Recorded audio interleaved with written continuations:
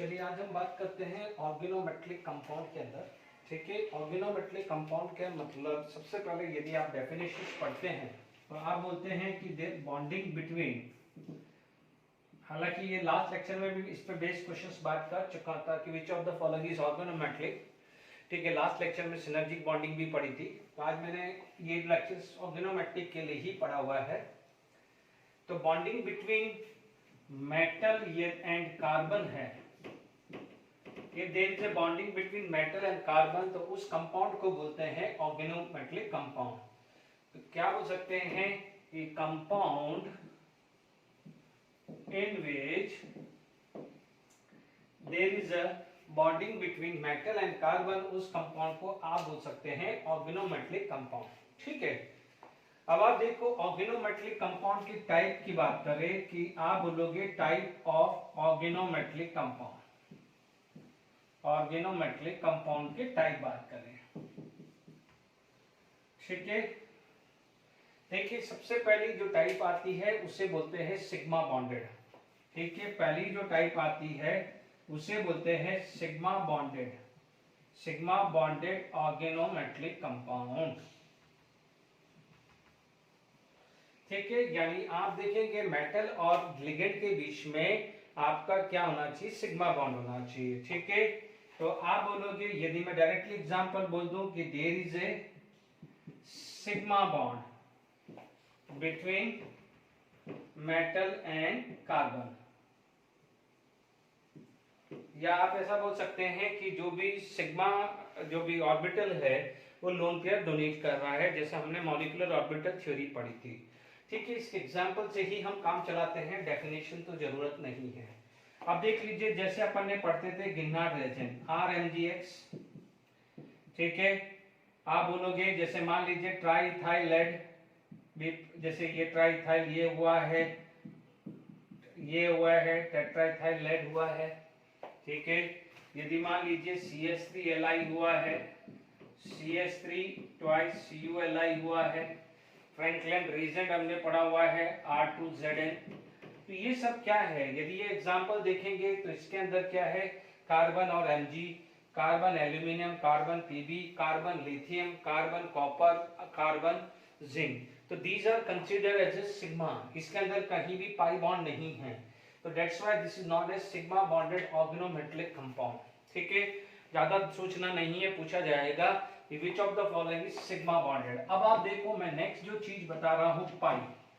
ठीक है, नेक्स्ट आ जाता है पाई और ऑर्गेनोमेट्रिक। तो इसका मतलब ये पाई ऑर्गेनोमेट्रिक के सिर्फ 3 एग्जांपल्स हैं, ध्यान दीजिएगा, ओनली 3 एग्जांपल्स है, इसके अलावा कोई एग्जांपल नहीं है। ठीक है, तो सेकंड आपका क्या आ जाता है, पाई ऑर्गेनोमेट्रिक, पाई ऑर्गेनोमेट्रिक कंपाउंड।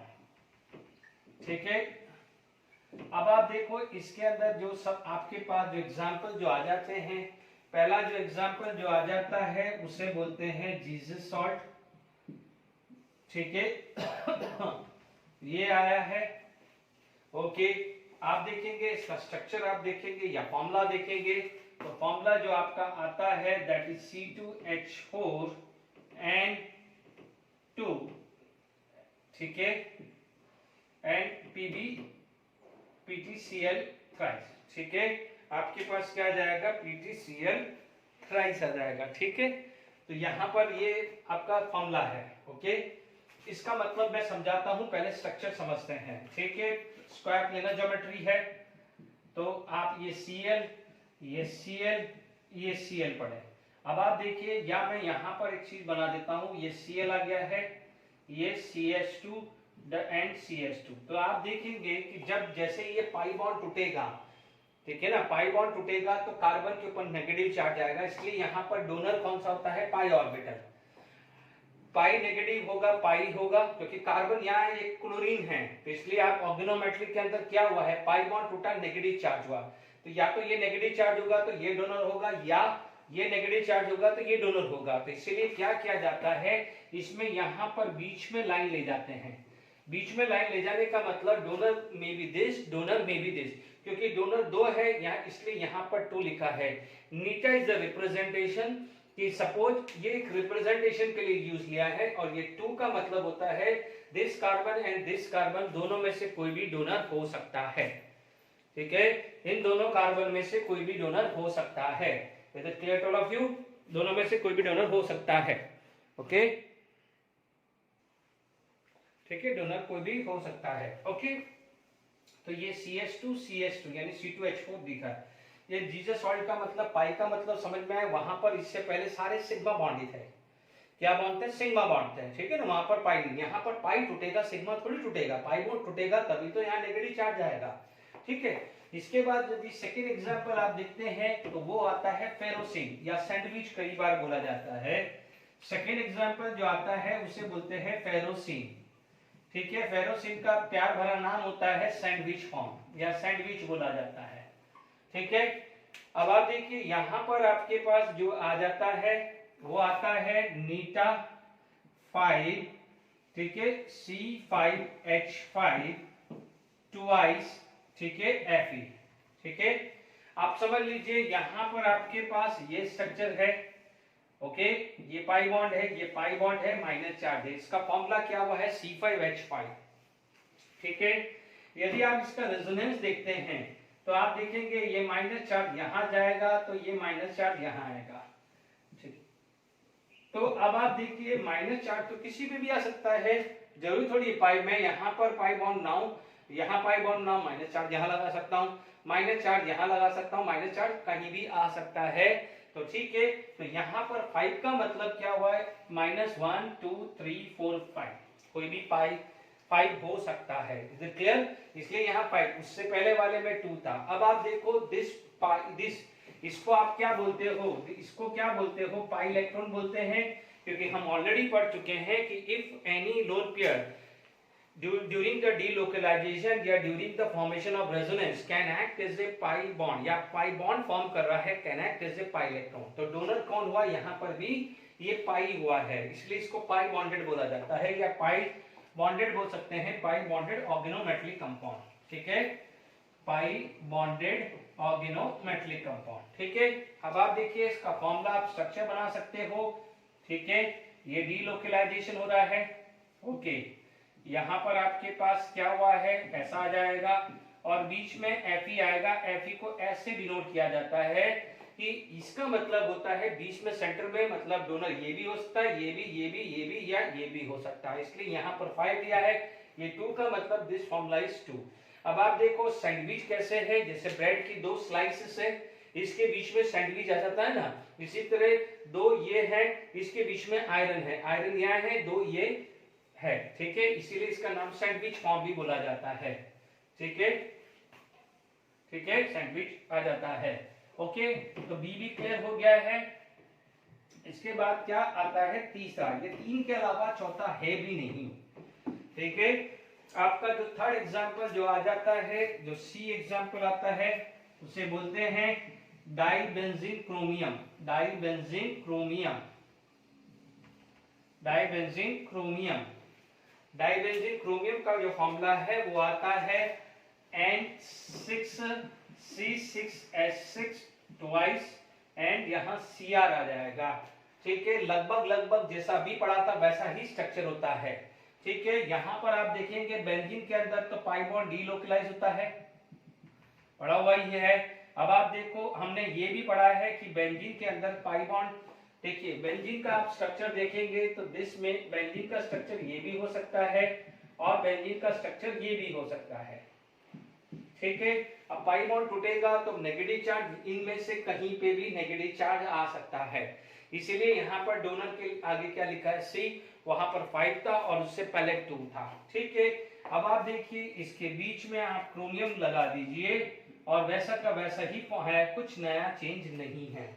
इसे क्या बोलते हैं? Dibenzene chromium. यही 3 एग्जांपल है पाई बॉन्डेड ऑर्गेनोमेटलिक के, और सिग्मा बॉन्डेड में मैंने आपको समझा दिया है, कोई भी ले लो, methyl lithium, ethyl lithium, dialkyl copper lithium या गिरनार्ड रेजिन, ये सब आपका सिग्मा बॉन्डेड ऑर्गेनोमेटलिक है और ये पाई बॉन्डेड ऑर्गेनोमेटलिक है। तीसरा केसेस है जो लास्ट लेक्चर में डिस्कस कर चुके हैं, जिसको हम बोलते हैं sigma and pi bonded organometallic, जिसके अंदर सिनर्जिक बॉन्ड पड़ा हुआ है। एक बार सिर्फ फॉर्म जब लिख रहे हैं तो लिख रहा हूं, उसे बोलते हैं sigma and pi bonded organometallic compound, organometallic compound,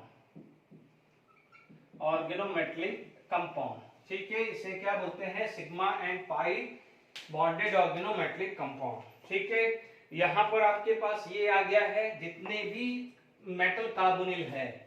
हमने मोनोमेरिक पढ़ा था, मोनोमेरिक पढ़े थे। ठीक है, क्या पढ़े थे, NiCO4 था। ठीक है, आपने पढ़ा था FeCO5 पढ़ा था, आपने पढ़ा था CrCO6 पढ़ा था। ठीक है, ये क्या पढ़े थे, मोनोमेरिक पढ़े थे। पॉलीमेरिक भी हमने पढ़े थे, इस पे क्वेश्चंस, बेस क्वेश्चंस भी पढ़े थे लास्ट में। ठीक है, जब अब पॉलीमेरिक फॉर्म आप पढ़ेंगे तो वो क्या था, Mn2CO10 था, और आपने पढ़ा था कोबाल्ट ट्वाइस CO8 पढ़ा था। तो this are known as polymeric. तो इनमें क्या था, हम ऑलरेडी इस पे बहुत टाइम देख चुके हैं, इसलिए मैं इसमें ज्यादा टाइम नहीं ले रहा हूं। नो डाउट ये एक हल्का सा एक बार बता रहा हूं, हमने ये पढ़ा था कि मेटल का एम्प्टी ऑर्बिटल, ठीक है, कार्बन मोनोऑक्साइड है, कार्बन मोनोऑक्साइड का क्या था, ये डोनर था। ठीक है, अब आप देखिए, इसके बाद आप देखेंगे मेटल का जो डी ऑर्बिटल है वो ऐसा था, रेड वाला जो डी ऑर्बिटल ऐसा था, जिसके अंदर ये था, इसका क्या था, पाई स्टार, ये पाई स्टार। ठीक है, तो इसमें इसमें आपको क्या मिला है, सिग्मा बॉन्ड, इसमें क्या मिला, सिग्मा बॉन्ड, और इससे आपको क्या मिला था, पाई बॉन्ड मिला था। इसीलिए आपने क्या बोला था, स्ट्रक्चर कुछ इस टाइप का होने जा रहा है। ठीक है, यदि यहाँ पर बॉन्ड एनर्जी बढ़ती है तो उसका इंपैक्ट यहाँ पर बॉन्ड एनर्जी डिक्रीज होगी। बॉन्ड एनर्जी बढ़ने का मतलब बॉन्ड ऑर्डर बढ़ रहा है, तो यहाँ बॉन्ड ऑर्डर कम हो रहा है। बॉन्ड लेंथ यहाँ पर कम हो रही है तो बॉन्ड लेंथ यहाँ बढ़ रही है। इस टाइप के क्वेश्चन डिस्कस किए थे लास्ट लेक्चर, हल्का सा मैंने रिवाइज वापस से करवा दिया है। ठीक है, ये कौन सा ऑर्बिटल था, सिग्मा 2pz, और ये क्या था, पाई स्टार 2px या पाई स्टार 2py। क्लियर, तो इसे बोलते हैं sigma pi bonded organometallic compound. यहां तक आप लोगों की बात हो चुकी है। चलिए, अब आप देखेंगे कि ये चैप्टर अब खत्म होने हो ही गया है। लास्ट टॉपिक आ जाता है regarding the stability of complex. ठीक है, यदि मैं स्टेबिलिटी ऑफ कॉम्प्लेक्स की बात करूं, ठीक है, तो क्या होता है स्टेबिलिटी ऑफ कॉम्प्लेक्स। ठीक है, stability of complex, okay, it mean stability of complex. चलिए, स्टेबिलिटी ऑफ कोऑर्डिनेशंस कंपाउंड की बात करें। देखिए, ये लास्ट ये है, इसके बाद एप्लीकेशंस होती है। ध्यान रखना है कि एप्लीकेशंस आपको रेडी करके जाना है, इसमें कई बार क्वेश्चंस बनते हैं। इज इट क्लियर, ध्यान दीजिएगा। एप्लीकेशंस ऑफ इस टॉपिक के बाद एप्लीकेशंस ऑफ कोऑर्डिनेशन कंपाउंड आप एनसीईआरटी बुक से नोट कर लीजिएगा, होमवर्क है। ठीक है, मैं देखिए यहाँ पर आपके पास क्या है, coordination, stability of coordination compound की बात करें। देखिए, स्टेबिलिटी ऑफ कोऑर्डिनेशन कंपाउंड की बात करें तो मान लीजिए M+ लिगेंड्स है, तो it is going to be form Ml आया। ठीक है, Ml मान लीजिए यहाँ पर K1 आया है, this is non as stability constant, step wise stability constant मान लेते हैं। Ml + L, it is going to be form Ml2। ठीक है, Ml2 + L, it is going to be form Ml3, या Ml3 + L, it is going to be form Ml4। ठीक है, यहां तक क्लियर हो गया है। ओवरऑल बात करें तो ये क्या हो जाएगा, स्टेप वाइज बात करें तो स्टेप वाइज क्या होता है, जैसे मान लीजिए आपके पास स्टेप वाइज K1 है, K2 आया, K3 आया, K4 आया। ठीक है, आपने क्या बोल दिया है कि K1 = Ml upon M × L, ये हम ऑलरेडी पढ़ चुके हैं। Similarly K2 Ml2 upon Ml × L है। ठीक है, K3 क्या पड़ा हुआ है, Ml3 अपॉन Ml2 × L पड़ा हुआ है, और K4 क्या हुआ है, Ml4 अपॉन Ml3 × L पड़ा हुआ है। ठीक है, यहाँ तक क्लियर हुआ है। अब आप देखो ये क्या था है, these are the step wise stability constant. अब हम बात करते हैं ओवरऑल स्टेबिलिटी कांस्टेंट। यदि मैं ओवरऑल बात करूं तो आप देख लेंगे ये ml से ml कैंसिल, ml2 से ml2, ml3 से ml3, यानी m plus 4l are going to be give ml4। ठीक है, यहाँ पर मान लीजिए मैंने आपको दे दिया overall stability constant is beta 4। ठीक है, 4 यानी 1 2 3 4 स्टेप के हिसाब से बीटा 4 दे दिया, 3 स्टेप के हिसाब से बीटा 3, 2 के हिसाब से बीटा 2 आ जाएगा। ठीक है, अब आप देखो बीटा 4 क्या हुआ है, दिस इज ml4 अपॉन m इंटू l की पावर 4 है। अब आप देख लीजिए this multiply by this multiply by this multiply by this करोगे तो ये आएगा, तो आप बोलोगे overall stability constant, overall stability constant जिसको आपने लिखा है beta 4 is equal to k1 into k2 into k3 into k4। ठीक है, यदि log बीटा 4 ले ले तो log k1 plus log k2 plus log k3 plus log k4 आ सकता है। ठीक है, तो यहाँ पर हमने ये पढ़ लिया है स्टेबिलिटी कांस्टेंट, यानी जितना स्टेबल होगा, यानी k1 की वैल्यू ज्यादा होगी तो इसका मतलब इसका अमाउंट ज्यादा होगा। ठीक है, यानी जिसकी वैल्यू जितनी ज्यादा होगी उतना ये कंपाउंड ज्यादा होगा, क्योंकि देखिए इफ इट इज मोर तो this amount is more, if it is more तो this amount is more, if it is more this amount is more, if it is more this amount is more, यानी complex का जितना ज्यादा amount होगा उतना ज्यादा क्या है उसकी स्टेबिलिटी ज्यादा होगी। तो इसकी वजह इसके से कंपेयर करके you can find out the stability constant. ठीक है, यानी कौन सा स्टेबल है, यानी किसी का भी कोऑर्डिनेशन नंबर 4 ज्यादा स्टेबल है या 5 6 ज्यादा स्टेबल है या 5 ज्यादा स्टेबल है, वो इस एक्सपेरिमेंटल वैल्यू से मैं निकाल सकते हैं। ठीक है, इसी तरह का कॉपर का आ जाता है, यदि यहाँ पर आप कॉपर आयन ले लेते हैं तो यहाँ पर ये इसी टाइप का बन जाता है। यदि clear to all of you, मान लीजिए यही चीज हम आप लोग बात कर रहे हैं, कॉपर की बात कर रहे हैं। ठीक है, मैं कॉपर की आप एग्जांपल लेते हैं। ठीक है, मैं एक्सपेरिमेंटल वैल्यू भी मैं लिख दूंगा कॉपर की। ठीक है, वैल्यू देख के आप देखेंगे कि यहाँ पर मान लीजिए Cu2 प्लस अमोनिया आया, तो this is going to be form CuNH3, sorry अभी NH3 और पॉजिटिव चार्ज आया, तो पॉजिटिव 2 चार्ज, तो CuNH3 प्लस NH3, तो ये आ जाएगा CuNH3 ट्वाइस 2 प्लस, फर्दर क्या आ जाएगा CuNH3 twice plus NH3, it is going to be CuNH3 thrice 2 plus. ठीक है, CuNH3 थ्राइस प्लस NH3। ठीक है, ये 2 प्लस आया, ये 2 प्लस आया, ये 2 प्लस आया, यानी इसी चीज को मैंने फटाफट से लिख दिया, ये आया है CuNH3 ठीक है 2 प्लस। इसी तरह से ये K1 K2 की वैल्यू आएगा, आप देखेंगे इसी तरह से सेट कर सकते हो आप।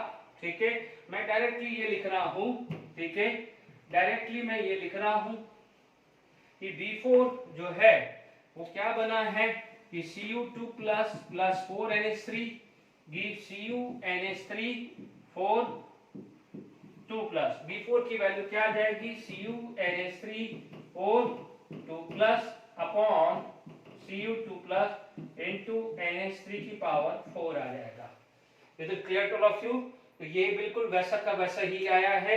एक्सपेरिमेंटली वैल्यू ये दिया होगा तो we can find out B4 या log K1 K2 K3 K4 आप एक्सपेरिमेंटली निकाले तो log B4 निकाल सकते हैं।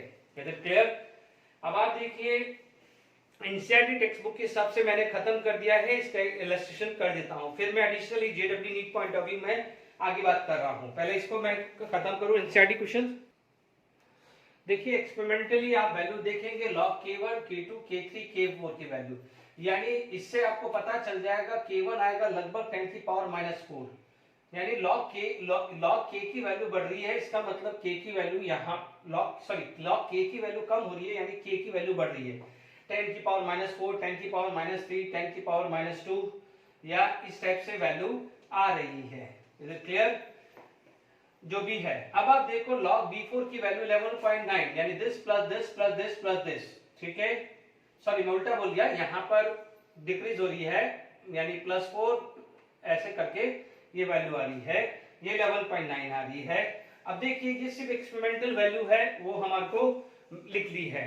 अब आप देखिए कई बार क्या होता है कि जैसे मान लीजिए Cu2 प्लस NH3 मान लीजिए ये बीटा 4 आया, ठीक है, तो ये बन गया है CuNH3 2 प्लस आ गया, डन। अब आप देखिए यदि यही चीज क्या आ जाएगा, डिसोसिएशन कांस्टेंट आ जाए, देखिए यानी आप बोलोगे overall stability constant for dissociation reaction, this is for formation, dissociation आएगा तो मान लीजिए डिसोसिएशन के लिए क्या होगा, ये 2 प्लस आ गया, it is going to be मान लीजिए बीटा 4 डैश मान लिया, Cu2 प्लस एंड 4NH3 मान लिया। Is it clear? तो अब आप देखो व्हाट इज दिस, बीटा 4 जो डैश है it is equal to 1 upon beta 4 आ जाएगा। Is it clear to all of you? बात समझ में आ गई कि नहीं आ गई? ओके, तो आप देखेंगे यहां पर मैं एनसीईआरटी का क्वेश्चन डिस्कस कर लेता हूं, ठीक है। इन टेक्स्ट का क्वेश्चन एनसीईआरटी का, calculate the overall dissociation equilibrium constant for the CuNH3 और B4 की वैल्यू ये दी है। तो अब आपका आंसर क्या आ जाएगा कि B4 dash equal to 1 upon B4 की वैल्यू ये दी हुई है, तो 1 अपॉन 2.1 इंटू 10 की पावर 13 सॉल्व कर दीजिए आराम से, ठीक है। ये लगभग क्या आ जाएगा, ये आ गया है 10/5 है ना, तो ये 1/2 यानी 0.5 लगभग मान लीजिए, अप्रोक्सीमेट ले लिया है 0.5 इंटू 10 की पावर -13 यानी 5 इंटू 10 की पावर -14 आ जाएगा। Is it clear? Approximate 5 into 10 की पावर -14 आ गया है। अब आप देखिए ये चीज हमने पढ़ लिया है, ठीक है। अब हमारे पास नेक्स्ट पार्ट आ जाता है factor affecting stability of complex, यानी क्या क्या फैक्टर आते हैं, ठीक है। अब आप देखिए बहुत इंपॉर्टेंट है, और यहां पर हमारे पास क्या क्या आ सकते हैं, तो आप देखिए पहला आज factor affecting stability of complex, stability of coordination compound या कोऑर्डिनेशन कॉम्प्लेक्स बोल सकते हैं, ठीक है। कोऑर्डिनेशन कंपाउंड बोल दो या कॉम्प्लेक्स बोल दो, एक ही बात है, ठीक है। यहां पर आपके पास सबसे पहला पॉइंट क्या आएगा कि यहां पर यदि कोई भी दो मेटल है और सेम लिगेंड है, सेम मेटल सेम लिगेंड है, बट ऑक्सीडेशन नंबर अलग अलग है, तो more the oxidation more the stability. क्योंकि आप देखेंगे यहां पर है क्या, मेटल इलेक्ट्रॉन एक्सेप्टर और लिगेंड क्या है, इलेक्ट्रॉन डोनर, ठीक है। इन दोनों के बीच में यदि फोर्स ऑफ अट्रैक्शन ज्यादा होगा तो क्या होगा, आपका स्टेबिलिटी ज्यादा होगी। टेक्निकली यही आएगा कि आप क्या बोलोगे, फॉर द सेम एटम और एंड सेम लिगेंड, कोशिश तो यही करिए सेम लिगेंड भी हो और सेम मेटल हो, तब कंपेयर करना आसान होता है। आप क्या बोलोगे, मोर द ऑक्सीडेशन स्टेट मोर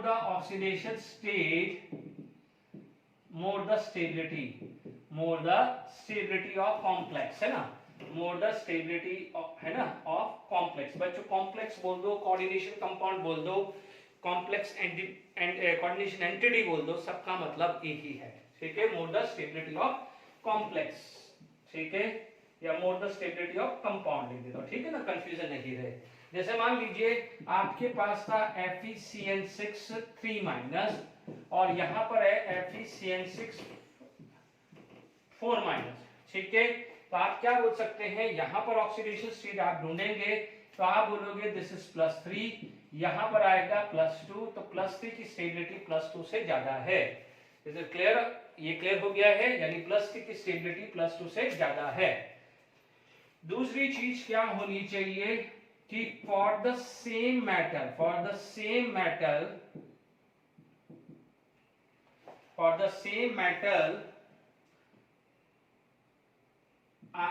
ले लो या मेटल आयन ले लो, for the same metal ion stronger ligand more stability, stronger ligand होगा तो मोर स्टेबिलिटी होगी, ठीक है। अब आप देख लीजिए, जैसे मान लीजिए मैंने ले लिया है NiCN4 2-, ठीक है, मैंने ले लिया है NiNH3 4 2+ ले लिया है, ठीक है, क्योंकि ये 4 भी हो सकता है 6 भी हो सकता है, ध्यान रखना है ना।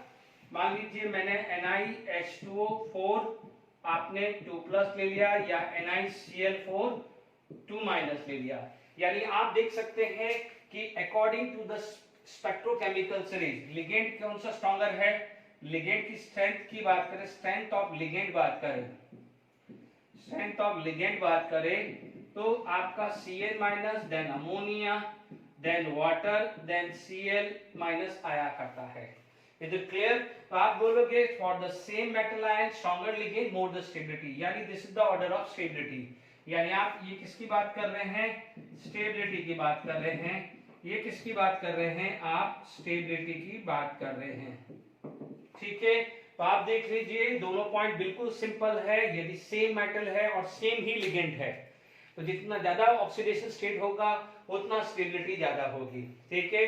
यदि आपका सेम मेटल आयन है और जो लिगेंड भी मोनोडेंटेड है, कोशिश करिए मोनोडेंटेड होगा, अभी मैं बाइडेंटेड ट्राइडेंटेड का अभी अलग से बताऊंगा, है ना। यदि सारे के सारे मोनोडेंटेड है तो जितना स्ट्रॉन्गर लिगेंड होगा उतना उसका स्ट्रेंथ होता है, ठीक है, ये भी आप बात ध्यान से रखिएगा। अब मान लीजिए तीसरा केस होता है कि मान लीजिए आपके पास लिगेंड बाइडेंटेड है या ट्राइडेंटेड है या हेक्साडेंटेड है, ठीक है। अब आप देखिए यहां पर क्या है कि if there is chelating ligand है, ठीक है, ढंग से समझना फिर मैं लिखूंगा। मान लीजिए चिलेटिंग लिगेंड है, आप चीजों को समझने की कोशिश करिए। मान लीजिए मेरे पास NiH2O6 2+ है, ठीक है, मैं ये एग्जांपल देके समझा रहा हूं कि ऊपर लिखूंगा, है ना। मान लीजिए मैंने यहां पर अमोनिया ले लिया और अमोनिया स्ट्रॉन्ग लिगेंड है, तो आपको क्या मिलेगा, NiNH3 6 2+ आया और यहां पर आपके पास आ जाएगा 6H2O, क्योंकि दोनों क्या है, मोनोडेंटेड है, तो यही एक बनेगा। आप देखेंगे यदि यहां पर इस इक्वेशंस के अंदर आप देखेंगे तो डेल्टा S की वैल्यू क्या है, 0, क्या है, डेल्टा S की वैल्यू 0। मान लीजिए इसी जगह मैंने क्या करा, H2O6 लिया, ओके, ये बहुत इंपॉर्टेंट कंसेप्ट है, अच्छे बुक्स में नहीं मिलता इस तरह का एक्सप्लेनेशन, ठीक है। यहां पर आपने बाइडेंटेड ले लिया, EN क्या होता है, इथेन 1,2 डाइमाइन, इसे आप बोलते हैं इथेन 1,2 डाइअमाइन बोलते हैं, जिसको हम बोलते हैं इथाइलिन डाइअमाइन, ठीक है। तो ये EN आ गया है, तो मैं यहां पर बात कर सकता हूं NiEN थ्राइस 2+, ठीक है, यहां पर आ जाएगा 6H2O, ये क्या आ जाएगा, 6H2O। अब आप देखिए यहां पर कितना था, 1 + 6, यहां पर क्या था, 1 + 6, ठीक है, यहां पर सेम है, जबकि यहां पर क्या है, 1 + 6 7, यहां पर 3 + 1 कितना है, चलिए मान लीजिए इसको कैंसिल कर देते हैं, ये सेम ही है, तो 6 - 3, यहां पर 6 - 6, तो यहां पर जो आता है डेल्टा S आता है पॉजिटिव, क्या आ जाता है, पॉजिटिव। तो यहां पर क्या है, डेल्टा S पॉजिटिव होने के कारण क्या आ जाता है, स्ट्रॉन्गर होता है। तो आप क्या बोलोगे, chelation increase entropy which increase the stability of compound, है ना। और सबसे ज्यादा जो मोस्टली मिलता है वो आपको 5 और 6 लिगेंडेंटेड में आएगा, है ना, ये ध्यान रखना, यानी पेंटा और हेक्सा में सबसे ज्यादा मिलता है, इसलिए EDTA हेक्साडेंटेड होता है, वो सबसे स्ट्रॉन्गर हो जाता है, एज ए लिगेंड नहीं, पूरा एज ए कॉम्प्लेक्स बनने के बाद की बात कर रहा हूँ, लिगेंड की बात नहीं कर रहा हूँ, क्योंकि एज ए लिगेंड होगा तो इलेक्ट्रॉन डोनर की बात आ रही है, मैं लिगेंड की बात नहीं कर रहा हूँ, स्ट्रेंथ ऑफ लिगेंड की बात कर रहा हूँ। तो आप ये मत बोलना कि सर स्पेक्ट्रोकेमिकल सीरीज में तो EDTA पीछे है, मैं बोल रहा हूँ कि बन गया है, कॉम्प्लेक्स बन गया है, उसके बाद की बात कर रहा हूँ, I am talking about B4, ये ध्यान रखना, गलती मत करना, ठीक है। तो आप समझ में आ गया है कि यहाँ पर चिलेटिक लिगेंड होगा तो ये होगा, जैसे मान लीजिए ये लिख लिया होगा, देखिए मैं कोशिश कर रहा हूं कि आपको समझ में आए। मान लीजिए यहां पर आपके पास for same central metal ion ले लो या एटम ले लो, ठीक है, मेटल सेम होना चाहिए। मान लीजिए एम ले लिया, इसका फॉर्म मैंने ले लिया EDTA, ठीक है। मान लीजिए ये प्लस माइनस एन जो भी आ जाए।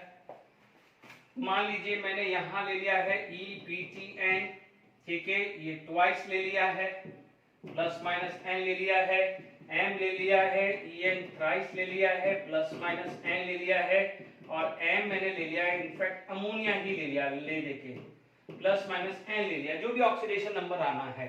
तो आप देख सकते हैं EDTA हेक्साडेंटेड, PTN क्या है, प्रोपाइलिन ट्राइमाइन, ट्राइडेंटेड, ये डाइडेंटेड, बाइडेंटेड और ये मोनोडेंटेड। तो जब भी ध्यान रखना सेंट्रल मेटल सेम है तो आप क्या बात करके चलेंगे कि this is the order of stability. ये क्या हो जाएगा, स्टेबिलिटी ऑफ कॉम्प्लेक्स, ठीक है, ओके। यहां पर मुझे ये मेटल नहीं लिया है इसलिए यहां पर चार्ज कुछ भी हो सकता है, इसलिए मैंने जनरल प्लस माइनस एन लिख दिया है, ठीक है। अब देखिए यहां पर चौथा जो आता है, देखिए ये बोला जाता है कि मान लीजिए फॉर डाइवेलेंट, इसके लिए डाइवेलेंट की बात कर सकते हैं। फोर्थ केस आप बोलोगे for divalent metal ion for 3D series, ठीक है, ठीक है। आप बोलोगे अकॉर्डिंग टू इरविंग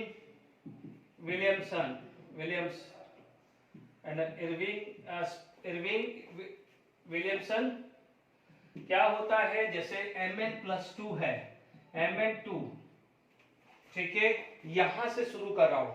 देखिए Mn के बाद Fe2 आ जाएगा, कोबाल्ट 2 आ जाएगा, निकल 2 आ जाएगा, या मैं इसका ऑक्सीडेशन नंबर लिख दूं तो सबसे अच्छा रह जाएगा कि Mn+2, देन Fe+3, MnFe, उसके बाद आ जाएगा कोबाल्ट +2, निकल +2, कॉपर +2, बट यहां पर आ जाता है Zn+2। यानी क्या होगा कि फॉर अ सेम लिगेंड यदि मैं बात करूं तो ये ऑर्डर आएगा। अभी मैं रीजन दूंगा, आप बेफिक्र रहिए, ठीक है। Mn2+ से यानी जितना आप इधर जाएंगे उतना क्या है, स्टेबिलिटी बढ़ेगी, बट यहां पर कुछ एक्सेप्शंस आ गया है। अब आप देखिए यहां पर बात, एक्सेप्शन आ गया है, ओके, ठीक है। तो यहां पर ये आ गया है, आई थिंक IRWI इरविंग होगा, IRVW या भी जो भी हो, है ना, इसलिए उसका जरा। तो आप देखेंगे कि यहां पर इरविंग की बात करें तो जो इरविंग जो है, विलियम्स है, सीरीज है, वो क्या ले रहा है, आप देखेंगे वो पहला पॉइंट क्या ले रहा है कि लेफ्ट टू राइट जाने पे साइज क्या हो रही है, डिक्रीज हो रही है। तो क्या बोल रहा है कि वो बोल रहा है कि लेफ्ट टू राइट जाएंगे, ठीक है, तो लेफ्ट टू राइट जाएंगे तो आयनिक रेडियाई क्या होगा, आयनिक रेडियाई डिक्रीजेस, ये हम पढ़ चुके हैं, आयनिक रेडियाई डिक्रीजेस, ठीक है। यानी आप बात करेंगे आयनिक रेडियाई की बात करें तो आप बोलोगे Mn2+ से यदि मैं जिंक 2+ की बात जाऊं तो क्या है, इट इज कंटिन्यूअसली डिक्रीजेस, ठीक है, आयनिक रेडियाई की बात कर रहे हैं, ठीक है। अब आप देखो यहां पर जब रेडियाई डिक्रीज हो रही है तो आप निकालते हो चार्ज डेंसिटी। चार्ज डेंसिटी क्या होगा कि इनका चार्ज तो ये है डिवाइडेड बाय एटॉमिक वॉल्यूम, क्या होगा, डिवाइडेड बाय एटॉमिक वॉल्यूम, ठीक है। तो जब एटॉमिक वॉल्यूम बात करें तो चार्ज डेंसिटी क्या होगा, +2 डिवाइडेड बाय एटॉमिक वॉल्यूम, क्योंकि +2 का है। अब आप देखो यदि मैं ये आयनिक रेडियाई का बात करूं तो मैं क्या बोल रहा हूं कि लेफ्ट टू राइट जा रहे हैं, समझिएगा, जब left to right side decrease हो रही है तो वॉल्यूम भी तो डिक्रीज होगी। आप एटॉमिक वॉल्यूम नहीं बोलो तो यहां पर आयनिक वॉल्यूम बोल दो, ठीक है। आयनिक वॉल्यूम बोले तो लेफ्ट टू राइट जाने पे क्या हो रहा है, आयनिक वॉल्यूम भी इन जनरल डिक्रीज हो रही है, तो आप क्या बोलोगे, चार्ज डेंसिटी इंक्रीज हुई। ठीक है, लेकिन सेम है, चार्ज डेंसिटी में फर्क है तो फोर्स ऑफ अट्रैक्शन में फर्क होगा। तो पहला रीजन क्या होगा, जो एक ट्रेंड है, ट्रेंड जो मैंने बताया था, आप चाहो तो ट्रेंड लिख सकते हो +2 Fe+2 कोबाल्ट +2 निकल +2 और कॉपर +2, बट ये Zn2+ की बात करें तो this is the order of strength. जैसे मान लीजिए यहां पर ये ऑर्डर आ जाएगा, ठीक है, तो ये चार्ज डेंसिटी बढ़ी तो पहला ये चीज रूल आ गया कि लेफ्ट टू राइट जाने पे चार्ज डेंसिटी बढ़ रही है, तो इसकी वजह से क्या हो जाएगा, चार्ज डेंसिटी बढ़ी तो इसकी वजह से क्या है, so stability increases, so stability increases. Done, यहां पर बात समझ में आ गई, तो स्टेबिलिटी इसलिए इंक्रीज हो जाएगी। ठीक है, पहला पॉइंट भी क्लियर हो गया है। दूसरा जो चीजें आ जाती है वो मेन, तो सबसे ज्यादा मेन तो यही काम आता है। दूसरा जो रीजन आ जाता है, कई बार लिख देते हैं कि CFSC crystal field splitting energy for Mn जो है वो 0 आ जाती है, क्योंकि आपने पढ़ा है CFSC का फॉर्मूला भी पढ़ा है। आप देखेंगे सेकंड बात करें तो मान लीजिए CFSC का फॉर्मूला क्या होता है, CFSC मान लीजिए ऑक्टाहेड्रल के लिए बात करें तो आप याद करिए, अपन ने ये पढ़ा हुआ है, ये 2 था, ये क्या था, ये 3 था, याद आ रहा है बच्चों, इतना क्या था, ये 0.6 डेल्टा 0, 0.6 डेल्टा 0, ये वाला था 0.4 डेल्टा 0। तो CFSC क्या होता है, मैं यदि ऑक्टाहेड्रल कॉम्प्लेक्स मान के चलूं कि फॉर ऑक्टाहेड्रल, टेट्राहेड्रल में उल्टा हो जाएगा, फॉर ऑक्टाहेड्रल कॉम्प्लेक्स मान के चलूं, ठीक है, सब में ऑक्टाहेड्रल पॉसिबल है ना, यदि मैं अमोनिया डाल दूं तो ऑक्टाहेड्रल कॉम्प्लेक्स पॉसिबल है ना, तो मान लीजिए यहां पर आ जाएगा -0.4x प्लस 0.6y डेल्टा 0 मान लीजिए। अब आप देखो Mn2+ का मतलब 3d5 यदि मान लूं तो मैं 1 2 3 4 5 मान के चलूं तो यहाँ पर क्या आ जाएगा, CFSC 0 आ जाएगी, Zn2+ में भी ऐसा आएगा क्योंकि Zn2+ में ये क्या है 3d5, ये क्या है 3d10 हुआ, तो यहाँ पर भी 0 तो यहाँ पर भी 0 होता है। ठीक है, तो क्या होता है, यज्जुम क्या जाता है, यदि आप कैलकुलेट करके देखें इन जनरल लेके चले, जहां पर हाई स्पिन लेके चले, नॉट लो स्पिन की बात कर रहा हूं, तो आप देखेंगे कि CFSC का जो ऑर्डर है Mn2+ से ग्रीस Fe2+, फिर कोबाल्ट 2+ से निकल 2+ रेगुलर बढ़ रहा है, तो ये भी एक रीजन है, ये भी CFSC का रीजन है। यानी जितना CFSC बढ़ेगी उतना क्या है, लिगेंड स्ट्रॉन्ग भी तो बोलते हैं, तो इसी तरह से CFSC बढ़ने के कारण स्टेबिलिटी बढ़ रही है, ये भी रीजन है, बट मैं इस रीजन से ज्यादा जस्टिफाइड नहीं हूं, ये ध्यान रखना है। फर्स्ट वाला सबसे ज्यादा इंपॉर्टेंट है, फर्स्ट वाले से काम चला दो, लेफ्ट टू राइट जाने हैं, आयनिक साइड डिक्रीज हो रही है, आयनिक साइड डिक्रीज हो रही है तो एटॉमिक वॉल्यूम डिक्रीज हो रही है, तो चार्ज डेंसिटी बढ़ेगी, स्टेबिलिटी बढ़ेगी। ठीक है, ये सिर्फ टाइम पास है, भले इसने बोला है इसलिए मैंने लिखा है, ठीक है, बट मैं इससे ज्यादा सेटिस्फाइड नहीं हूं। ठीक है, अब देखिए, क्योंकि देखिए इसके बाद क्या है, कॉपर की डिक्रीज हो जाएगी, जिंक की तो वैसे 0 हो जाएगी, क्योंकि यहाँ पर इसके बाद Cu2+ आ जाएगा और Zn2+ आ जाएगा, है ना, Zn2+ में भी 0 आ जाएगा ना, 0.4 × 6 0.6 × 4 आ जाएगा Zn2+ में। ठीक है, तो यहाँ पर लगभग गड़बड़ी होती रहती है, तो आप इस चीज पे ज्यादा फोकस मत करिए। ओके, अब देखिए यहाँ पर, क्योंकि देखिए टेट्राहेड्रल कॉम्प्लेक्स है या ऑक्टाहेड्रल है तो वो भी चेंज हो जाएगा, टेट्राहेड्रल होगा तो उल्टा हो जाएगा, ये प्लस हो जाएगा तो ये क्या है माइनस, इसीलिए इसको ज्यादा मैं बात नहीं कर रहा हूं, बट ठीक है, इसने बोला है तो ये बोला है कि CFSC इसकी 0 है, इसकी 0 है, यहां तक इंक्रीज हो रही है, बाकी क्या हो रही है, डिक्रीज हो रही है। तीसरा जो मेन चीज आ जाती है वो ये वाली बात आती है कि ऑल्दो लेफ्ट टू राइट जाने पे क्या है, चार्ज डेंसिटी बढ़ रही है, बट वाई, यहां पर क्वेश्चन आ जाए कि why Cu2+ have a more stability, यदि मैं स्टेबिलिटी की बात करूं तो Cu2+ की स्टेबिलिटी ज्यादा है, तो सिंपल आप बोल सकते हो इसका है 3d9, इसका 3d10 होता है, और इसके अंदर जॉन टेलर इफेक्ट लगता है, याद आ रहा है, जॉन टेलर इफेक्ट हमने पढ़ा था, लास्ट लेक्चर में था। ठीक है, जॉन टेलर इफेक्ट की वजह से क्या होता है बहुत इंपॉर्टेंट, जॉन टेलर इफेक्ट की वजह से distortion of geometry and energy. तो क्या होता है, एनर्जी क्या हो जाती है, जैसे मान लीजिए डिस्टॉर्शन हुआ है, ज्योमेट्री डिस्टॉर्शन हुआ है, तो एनर्जी क्या होगी, एनर्जी डिक्रीज होगी। एनर्जी डिक्रीज होगी तो जितनी एनर्जी जितनी ज्यादा डिक्रीज होती है उतनी स्टेबिलिटी बढ़ती है। तो आपने ये पढ़ा है ना, जॉन टेलर इफेक्ट में डिस्टॉर्शन हो जाता है ज्योमेट्री का, यानी सिमेट्री रिड्यूस हो जाती है, डिस्टॉर्शन ऑफ ज्योमेट्री। इससे क्या हो जाएगा, so reduce of symmetry and energy. ये पढ़ाया हुआ था कि सिमेट्री भी रिड्यूस हो जाती है और एनर्जी भी क्या होती है, रिड्यूस। और हम पढ़ते ही है कि एनर्जी जिसमें रिड्यूस होती है तो उसकी स्टेबिलिटी बढ़ जाती है, lower the energy more the stability हो जाता है। ठीक है, तो यहां तक आपको क्लियर हो गया है। मान लीजिए यहां पर किसी तरह का कोई एग्जांपल आपको लेना हो तो आप ले सकते हैं। Is it clear to all of you? आप कोई भी एग्जांपल आप लेना चाहें तो आप ले सकते हैं। जैसे फॉर एग्जांपल मान लीजिए इसमें निकल या कॉपर में ले लिया, लाइक NiNH3 मान लीजिए 4 2+ ले लिया, CuNH3 4 2+ ले लिया, ZnNH3 4 2+ ले लिया, लेट इट बी, है ना। तो अब आप देखिए स्टेबिलिटी का ऑर्डर क्या हुआ, मान लीजिए ये फर्स्ट, ये सेकेंड, ये थर्ड ले लिया।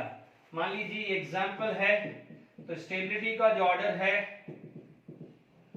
ठीक है, स्टेबिलिटी का ऑर्डर क्या हो जाएगा, आप बोलोगे सेकेंड है, ओके, उसके बाद आप थर्ड ले सकते हो और उसके बाद आप फर्स्ट ले सकते हो।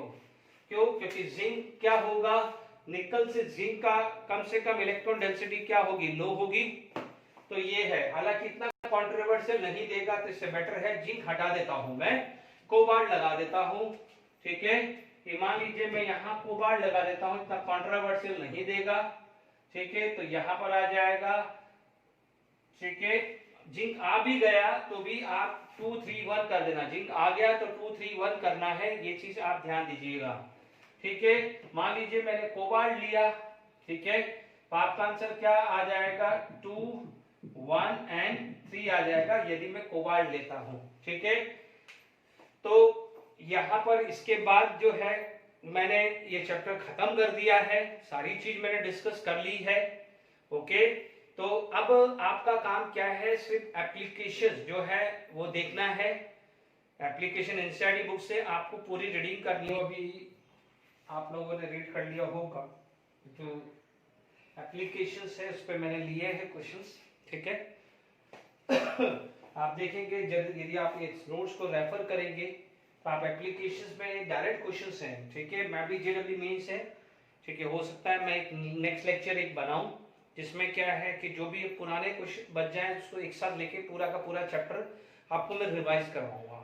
नेक्स्ट लेक्चर जो है वो जरूर देखना है, पूरा चैप्टर मैं रिवाइज कराऊंगा, डिफरेंट प्रोफाइल के क्वेश्चन, क्योंकि अभी बहुत सारे क्वेश्चन ऐसे हैं जो मेंस में या नीट में आ चुके हैं, बट अभी भी अपना डिस्कशन करना बाकी, तो नेक्स्ट लेक्चर में बच्चे जो है वो करूंगा और एडिशनल क्वेश्चन भी कराऊंगा, तो भूलना नहीं है, वो नेक्स्ट लेक्चर देखना।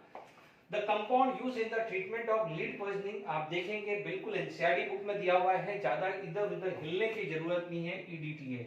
ईडीटीए एक कॉम्प्लेक्स बनाता है जिससे जो लेड जो भी पॉइजनिंग होती है बिकॉज ऑफ लेड उसको वो ट्रैप कर देता है। The compound that inhibit the growth of tumour, उसे हम बोलते हैं सिस्प्लेटिन। क्या बोलते हैं? सिस्प्लेटिन।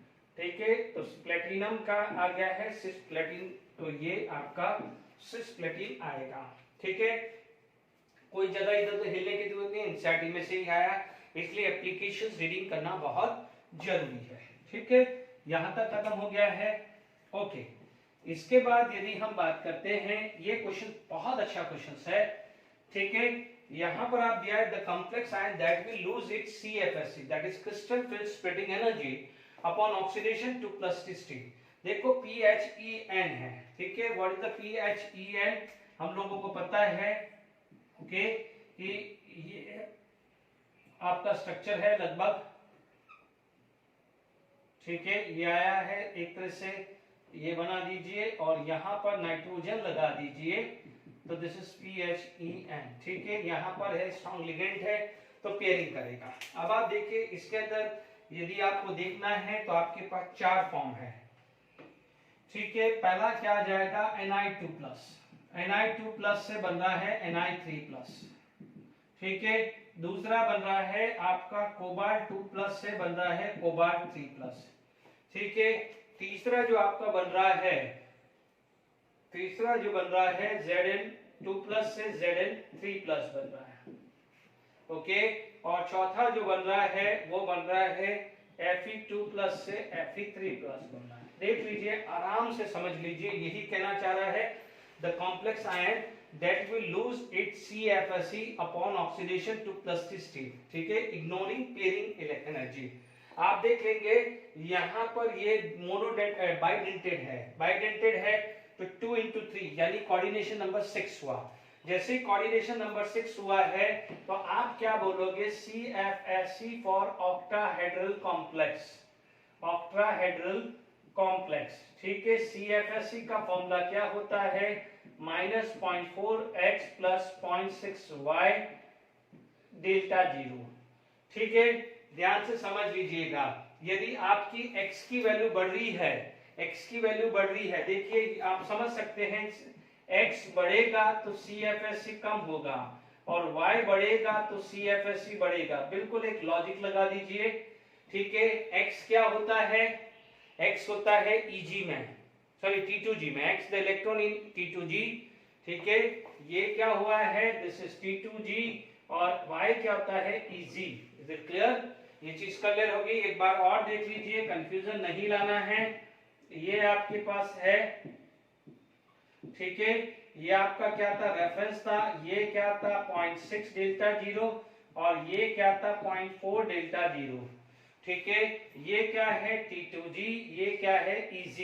यदि यहाँ पर इलेक्ट्रॉन बढ़ते हैं, यहाँ इलेक्ट्रॉन बढ़ते हैं तो CFSE कम होगा और यहाँ इलेक्ट्रॉन बढ़ते हैं तो CFSE बढ़ेगा। ये तो चीज क्लियर हो गई है। अब आप देख लीजिए यहाँ पर लूज है, तो अब देखिए 1 by 1 हम करते हैं। देखिए ये 3D8 था, तो आप देख सकते हैं पहले मैं नंबर लिख देता हूं। ये क्या हुआ है, 3D8 था तो ये 3D7 हुआ है, ये 3D7 था तो ये 3D6 हुआ है। Is it clear? ये कितना था, 3D6 था तो ये 3D5 हुआ है, ठीक है। और यदि यहाँ पर आपके पास 3D10 था तो ये 3D9 हुआ है।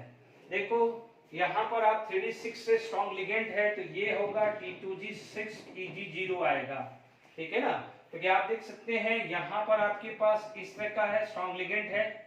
एक बार और ले लेता हूं, ठीक है। तो पहले सबसे पहले 3D6 है तो 3D6 वाले को मैंने लिख दिया है T2G6 Eg0, ठीक है। अब आप देखो 3D5 है तो ये 3D5 ये हुआ है, 3D5 ये हुआ है, तो आप क्या बोलोगे, T2G5 Eg0 हुआ, ठीक है। यहाँ पर क्या है,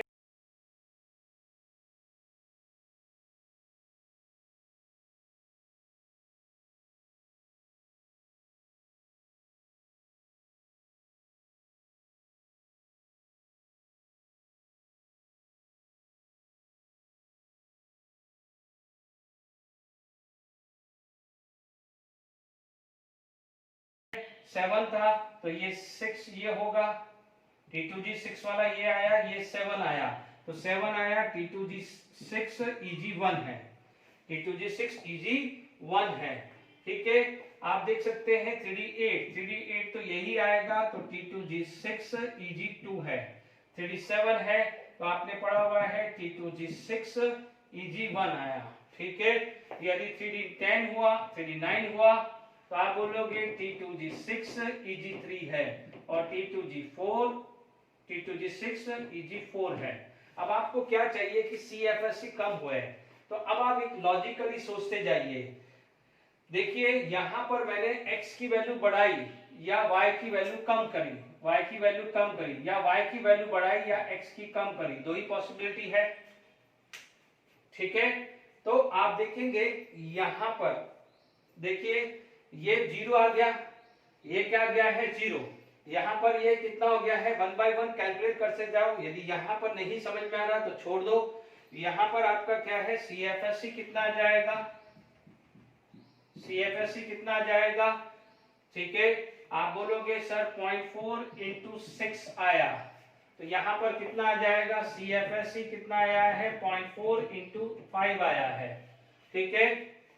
और कम 0.4 इंटू 5 हुआ है, ओके। यहाँ पर आपके पास क्या है कि 62, तो यहाँ पर आपका T2G में तो 6 है, यहाँ पर ये बड़ा है, तो CFSC कम हुआ है। यहाँ पर क्या बोला है, implies and that will lose its CFSC upon oxidation to +3। यहाँ पर कम हुआ, यहाँ कम हुआ है, यहाँ पर भी कम हुआ है, तो इम्पैक्ट इस पे ही आने वाला है। देख लीजिए यहाँ पर EG में कम हुआ है क्योंकि T2G सेम है, यहाँ T2G सेम है, EG में कम हुआ है। यहाँ T2G सेम है बट क्या हुआ, EG में कम हुआ है। यहाँ पर T2G में ही कम आया है, तो क्योंकि ये 3 में EG में कम आ रहा है जबकि इसमें T2G में कम आ रहा है, तो इसमें ही आंसर आना चाहिए, ठीक है। तो the complex ion that will lose its CFSC upon oxidation to +3, okay. तो आपका आंसर क्या आ जाएगा, Fe2+ आ जाएगा। Is it clear to all of you? देख लीजिए 1 by 1 Fe2+ आ जाना चाहिए, ठीक है। तो आप ये देख सकते हैं, इसमें आई थिंक शायद यहाँ पर कहीं गड़बड़ है, या तो आंसर विल लॉस नहीं होना चाहिए, क्योंकि मैंने क्वेश्चन तो दिया है तो वो तो लॉस ही है, पर ये बड़ा डाउटफुल है, हो सकता है यहाँ पर गेन हो, क्योंकि ये 6 है। आप देख सकते हैं, जैसे मान लीजिए CFSC की बात करें तो यहाँ पर कितना था, 0.4 इंटू 6 प्लस 0.6 इंटू 1 हुआ है, यहाँ पर 2 हुआ, सॉरी 2 है, यहाँ पर आ जाएगा। देखिए आप लॉजिकली देखिए, पॉइंट्स कितना हुआ है, ये -2.4 हुआ है, तो ये है +1.2, तो ये आया 1.2 आया, ठीक है। यहाँ पर क्या होगा, इधर कितना हो जाएगा, 0.6 आया, तो 2.4 माइनस दिस, तो -1.8, ठीक है। तो या तो क्या है, वो साइन ना देके मैग्नीट्यूड पे बात कर रहा है। ये साइन देखिए 1.2 से -1.8, तो आप देखेंगे, क्योंकि यहाँ पर आप देखेंगे तो ये डेल्टा 0 है, ठीक है। तो आप प्लीज यहाँ पर मैग्नीट्यूड ध्यान दीजिए, साइन पे मत ध्यान दीजिए। जैसे यहाँ पर डिफरेंस 1.2 था तो अब 1.8 हुआ है, तो बड़ा है, ठीक है। यहाँ पर भी आप देख सकते हैं कि जैसे ये 2.4 आ जाए तो 4 इंटू 0.6, ये तो 0 आया है, ये तो CFSC यहाँ पर तो 0 आ गया है, तो यहाँ पर 2.46 थीटा 18, तो ये +1.8, तो ये आ गया है -0.6 हुआ है डेल्टा 0, ठीक है। तो इसका मतलब यहाँ बढ़ रहा है, साइन पे मत जाइए, सिर्फ गैप मैग्नीट्यूड पे जाइए, यहाँ पर कम हो रहा है, ठीक है। क्योंकि बच्चे लोग क्या करेंगे, साइन के साथ जाएंगे, तो ये आएगा -2.4, तो ये आएगा -2.0, तो आप बोलोगे sir 2 is greater than this, sign मत दो, 2.4 था तो अब 2 हुआ है, तो ये कम हुआ है, बाकी सब बढ़ रहे हैं। देख लीजिए 1.2 से 1.8, 0 से 0.6 हुआ है, ये वाला देख लीजिए, ये -2.4, ये 1 था, तो ये ऑलरेडी 1.8 था, -1.8, ये कितना आ जाएगा, -2.4, क्योंकि ये y की वैल्यू 0, x की वैल्यू 6, y की वैल्यू 1, x की वैल्यू 6, x की वैल्यू 6, y की वैल्यू 2, x की वैल्यू 6, y की वैल्यू 1 रखोगे इस फॉर्मूले में, तो ये वैल्यू आएगी। तो आप देख लीजिए 1.8 से 2.4, 1.2 से 1.8, 0 से 0.6, इन सब में बढ़ रहा है, साइन मत दीजिए, इसमें 2.4 से 2.0 है, तो इसका राइट आंसर आपका क्या आ जाएगा, ये वाला आ जाएगा, ठीक है। तो मैंने फटाफट से अपन देख लेते हैं, अभी अपन ने जितने भी पढ़ा है सारा अपन ने लगभग कंप्लीट किया है। एनसीईआरटी को फोकस मैंने ज्यादातर किया है, बट स्टिल क्या होता है कि कई बार क्या है, कुछ जैसे ट्रांस इफेक्ट है, ट्रांस इफेक्ट नीट 2016 में पूछा गया हुआ है, ठीक है, बट अभी तक जेडब्ल्यू में नहीं देखा है, तो बट फिर भी कर ले, बहुत सिंपल सा है, ठीक है, इस चीज को खत्म कर लेते हैं फटाफट, ठीक है। Trans effect, this is the order of trans series, ठीक है। इसका एप्लीकेशंस क्या होता है, देखो क्वेश्चन जो पूछा गया था नीट 2016 में, वो ऑर्डर ही पूछा गया था, तो ये ऑर्डर आप एग्जाम के 1 घंटे पहले, 1 दिन पहले देख सकते हैं, ठीक है। जनरली काफी हद तक तो ऑर्डर वही है जो लिगेंड का है, बट इट इज नॉट, क्योंकि देखिए ये जनरली क्या होता है कि जब हम ऑर्गेनिक के अंदर लिविंग ग्रुप पढ़ते हैं, तो वो ज्यादातर वहां पर भी यूज होता है कि, बट फिर भी अपन वो चीज ट्रेंड नहीं लगाएं, जो ट्रेंड है उसको याद रख ले, ज्यादा दिमाग नहीं लगाना है। अब देखिए इसकी एप्लीकेशंस कैसे होगी कि सपोज मान लीजिए मैंने एक एग्जांपल लेता हूं, ठीक है, if I am going to take example first, ठीक है, तो अब आप देखिए इस एग्जांपल के अंदर मैं बात करूं तो मान लीजिए मेरे पास कोई एग्जांपल है पीटी अमोनिया, मान लीजिए, या पीटीसीएल वाला पहले ले लेता हूं, फिर अमोनिया वाला बाद में ले लेता हूं, ठीक है, ये सीएल, ये सीएल, ये सीएल और ये सीएल, ठीक है। मान लीजिए अमोनिया है तो नो डाउट, अब आप देखिए इन सीएल में से कोई भी एक अमोनिया चला जाएगा तो क्या है आपके पास ऑप्शंस क्या बनेगा, सीएल एंड प्लैटिनम, सीएल किसी में भी लगा दो, चलो मैंने यहां पर मैंने अमोनिया लगा दिया, ठीक है। अब आप देखिए यहां पर आपके पास देखेंगे, ठीक है, अब देखिए यहां पर अब नेक्स्ट अमोनिया मैं यूज कर रहा हूं, तो मैं जो नेक्स्ट अमोनिया जो यूज करूंगा वो मेरा इस टाइप का स्ट्रक्चर बना देगा अमोनिया, ठीक है, ये मेरा स्ट्रक्चर बनेगा।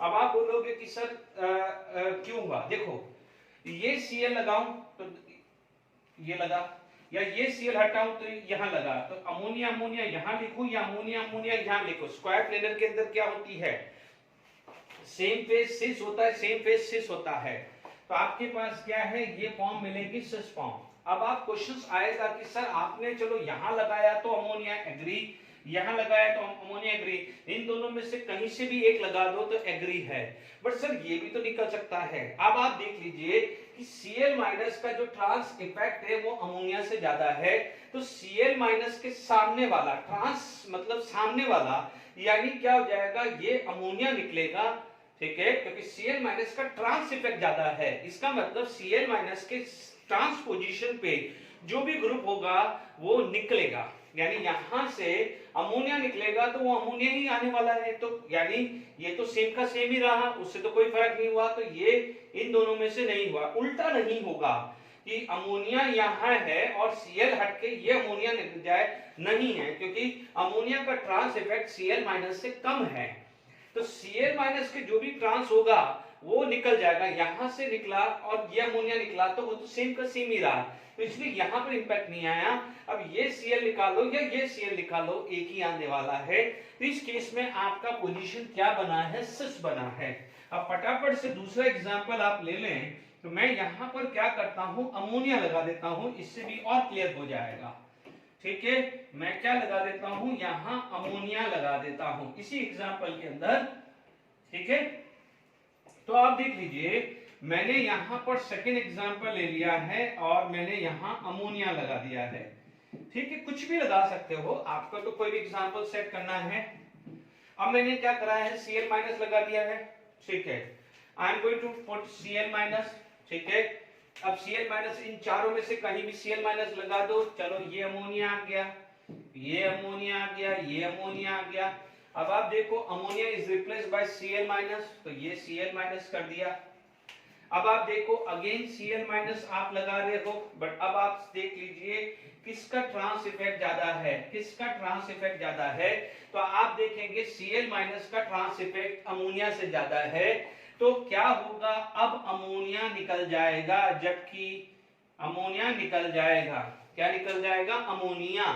आप देखेंगे वहां भी अमोनिया निकल ही रहा था, बट अमोनिया अमोनिया सेम ही था, इसलिए फिर वो Cl में से कोई निकला है, ओके। तो यहाँ पर क्या है, इन दोनों के बजाय ये ज्यादा निकलेगा, क्योंकि यहाँ पर अमोनिया के सामने अमोनिया ही है और अमोनिया के सामने अमोनिया ही है, बट Cl के सामने अमोनिया है, तो Cl का ट्रांस इफेक्ट अमोनिया से ज्यादा है, तो यहाँ पर क्या होगा, आपको यहाँ Cl मिलेगा और अमोनिया ये नहीं जाएगा, यानी ये जरूरी नहीं है कि बच्चों देखो ट्रांस इफेक्ट का मतलब ट्रांसफॉर्म आना या सिस फॉर्म आना, ऐसा नहीं, ट्रांस इफेक्ट का मतलब जिसका ट्रांस इफेक्ट ज्यादा है तो उसका सामने वाला जो ग्रुप है वो निकलेगा, क्लियर। जैसे इसका ट्रांस इफेक्ट था तो अमोनिया निकला तो Cl लगा, तो अब आपको डिफरेंट मिलेगा। इससे पहले वाला जो केस था उसमें ये था, इससे पहले वाले केस में ये था और उसमें अमोनिया जा रहा था, तो अब मान लीजिए वहां पर भी अमोनिया हट के अमोनिया लगेगा तो सेम ही प्रोडक्ट था, तो वापस से वो अटैक करेगा ना, तो वापस से अटैक करेगा तो व्हाट हैपन, इन दोनों Cl में से कोई भी Cl से निकल जाएगा, जबकि इसको नहीं निकाल पाएगा क्योंकि इसका ट्रांस इफेक्ट अमोनिया से ज्यादा था। ठीक है, और एक आध कोशिश कर लेते हैं तो और क्लियर आ जाएगा। ठीक है, मान लीजिए मेरे पास कोई एग्जांपल, मान लीजिए मैंने थर्ड एग्जांपल ले लिया, मान लीजिए ये Cn, ये अमोनिया, ये मान लीजिए Cl, ये अमोनिया, ये Cl, ये अमोनिया लगा दिया, कुछ भी बना दीजिए। अब मान लीजिए मैंने यहाँ पर Br माइनस डाल दिया। ठीक है, ये तो इनकमिंग है, उससे तो कोई मतलब नहीं। आपके पास ग्रुप कौन कौन से हैं? आपका ग्रुप Cn है, अमोनिया है, Cl है, तीन टाइप के ग्रुप है, but Cn minus than Cl minus ammonia, तो डोमिनेटेड कौन होगा? Cn माइनस, यानी यहां से अमोनिया निकल जाएगा। आपको CO NH3 Cn NH3, ठीक है, Cl, ये Cl रहा, बट कौन निकल जाएगा? अमोनिया बाहर आ जाएगा और इस अमोनिया की जगह क्या लग जाएगा? Br। तो this is non as trans effect, क्योंकि Cn माइनस का ट्रांस इफेक्ट Cl से ज्यादा था, Cl का अमोनिया था। सेकेंड एग्जांपल में Cl का ज्यादा था, इसलिए अमोनिया रिप्लेस कर Cl लगा, जबकि इस एग्जांपल में Cn का ज्यादा है, तो Cn के सामने कौन है? अमोनिया, अमोनिया हटेगा और उसकी जगह क्या लगेगा? Br minus. ठीक है, इसका नहीं देखना है, जो ग्रुप लगा हुआ है उसका ट्रांस इफेक्ट देखना है। आई होप ट्रांस इफेक्ट के 3 एग्जांपल दे दिए हैं, बहुत छोटा टॉपिक है, वो हम इजीली कर सकते हैं। इसके क्वेश्चंस या तो ट्रेंड पूछेगा या ये एग्जांपल टाइप से पूछेगा कि this when react with this what kind of a product will form. ठीक है, ये चीज का ध्यान रखना है, इसलिए ये सीरीज आपको एग्जाम से 1 घंटे पहले देखना जरूरी है। ठीक है, एक दो क्वेश्चंस करके वाइंड अप करते हैं। ठीक है, फटाफट से अपन क्वेश्चंस कर लेते हैं। The correct increasing order of trans effect of the following. देखिए ये सीधा ऑर्डर पे है ट्रांस इफेक्ट का, जो अभी अपन ने पढ़ा है, तो आप देख सकते हैं Cn minus C6H5 Br minus ammonia. ज्यादा टाइम वेस्ट किए बिना हम ये ऑर्डर पे करेक्ट कर लेते हैं। This is recently JEE advance questions, जो भी टाइम है तो फटाफट से 2 मिनट डिस्कस कर लेते हैं ये क्वेश्चंस। ठीक है, अब देखिए इसके अंदर आपसे पूछा गया है कि FeCl4 has A tetrahedral geometry. यहाँ पर ऑक्सीडेशन स्टेट Fe की +3 आएगी। ठीक है, Fe+3, ठीक है, तो आप देख सकते हैं दिस इज 3d5 आ जाएगा। Fe3+ का मतलब 3d5। अब आप देखिए वीक लिगेंड है, वीक लिगेंड है तो आप ये देख लीजिए 1 2 3 4 1 2 3 4 5, तो यहाँ पर तो अनपेयर ही रहने वाला है क्योंकि वीक लिगेंड है।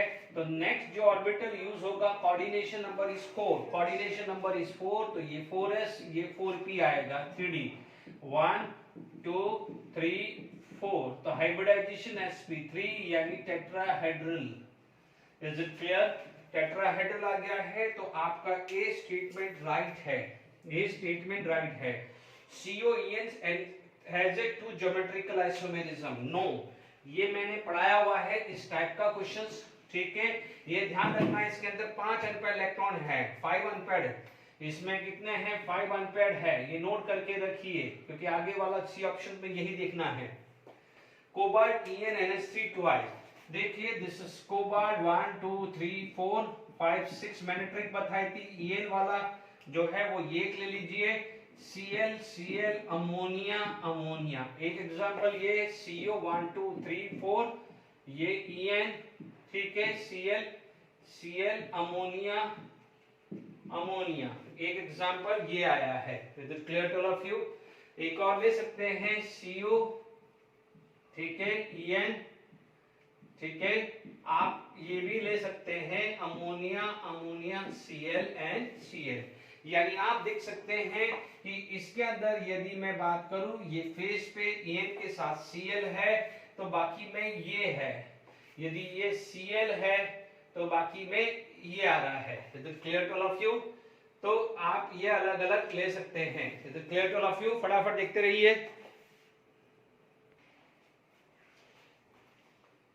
ये तो सेम ही दिख रहा है क्योंकि देखिए ये Cl इसके साथ है तो 2 NH3Cl है, तो इसमें थोड़ा सा रिप्लेसमेंट करना पड़ेगा, ये उल्टा करना पड़ेगा, या तो क्योंकि दूसरा En के साथ भी देखना पड़ेगा।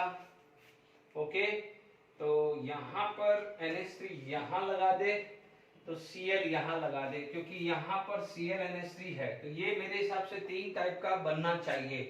2 Cl अपोजिट, 2 अमोनिया है, तो इसके हिसाब से ये क्रॉस कर सकते हैं Cl के साथ NH3। यस, 3 टाइप के ज्योमेट्रिकल आइसोमर है। पहला वाला सेम ही लग रहा था, ये वाला सेम ही लग रहा था, ठीक है। तो ये 2 ज्योमेट्रिकल नहीं है, आपका आंसर 3 है, तो ये रॉन्ग हुआ है। This is going to be wrong, ये रॉन्ग स्टेटमेंट है, ठीक है। FeCl4 has a higher spin only magnetic moment than this CO। देखो कोबाल्ट के अंदर +3 ऑक्सीडेशन स्टेट है, कोबाल्ट के अंदर क्या है +3, ठीक है, क्योंकि ये -2 दिस कोबाल्ट +3 का मतलब हुआ है कोबाल्ट 3+ का मतलब 3d6, ठीक है। स्ट्रॉन्ग लिगेंड है, स्ट्रॉन्ग लिगेंड है तो पेयरिंग करेगा, स्ट्रॉन्ग लिगेंड है तो क्या करेगा पेयरिंग। 1 2 3 4 5 6, तो हाइब्रिडाइजेशन क्लियर कट दिख रहा है D2sp3, क्या दिख रहा है D2sp3। फिर भी मैंने आपको एक ट्रिक सिखाई है, यदि मेटल मेटल आयन है, यदि 4 कोऑर्डिनेशन नंबर है, स्ट्रॉन्ग लिगेंड है, मेटल का ऑक्सीडेशन नंबर होना चाहिए, मेटल का ऑक्सीडेशन नंबर होना चाहिए 4 with weak ligand sp3 hybridization, 4 with strong ligand DsP2 था, ठीक है। 6 विद स्ट्रॉन्ग लिगेंड, मिनिमम एक स्ट्रॉन्ग लिगेंड होगा तो D2sp3, और वीक लिगेंड होगा, और if all are weak ligand तो sp3D2। ट्रिक बताई हुई है, आप देख लीजिए D2 यहाँ पर क्या आ जाएगा, this is D2sp3 hybridization D2sp3 all are paired.